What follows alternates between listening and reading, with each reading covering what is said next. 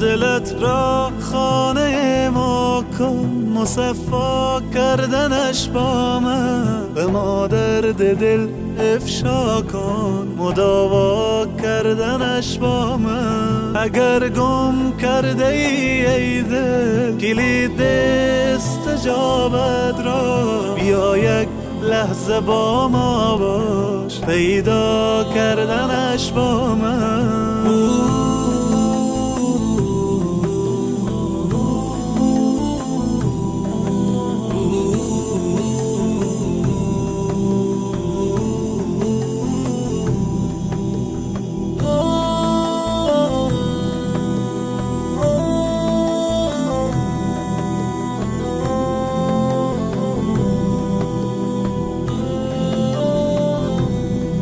بیفشان قطره اشک که من هستم خریدارش، بیاور قطره اخلاص و دریا کردنش با من. به من گو حاجت خود را اجابت می کنم، آنی طلب کن آنچه می خواهی مهیا کردنش با من. بیا قبل از وقوع مرگ روشن کن حسابت را، بیاور نیک و بد را جمع منها کردنش با من.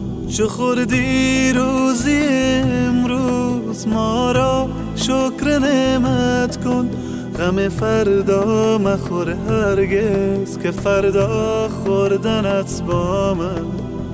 الله اکبر، الله، الله اکبر، الله، الله اکبر، الله، الله اکبر، الله.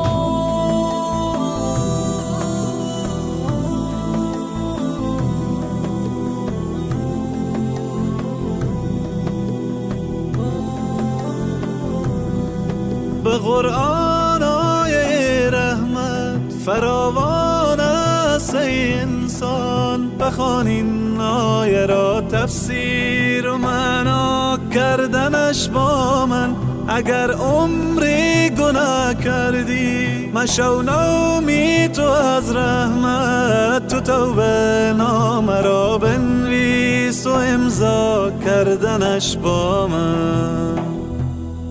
دلت را خانه ما کن، مصفا کردنش با من. به ما درد دل افشا کن، مداوا کردنش با من. اگر گم کرده ای دل کلید استجابت را، بیا یک لحظه با ما باش، پیدا کردنش با من. الله اکبر، الله اکبر، الله اکبر، الله اکبر، الله اکبر.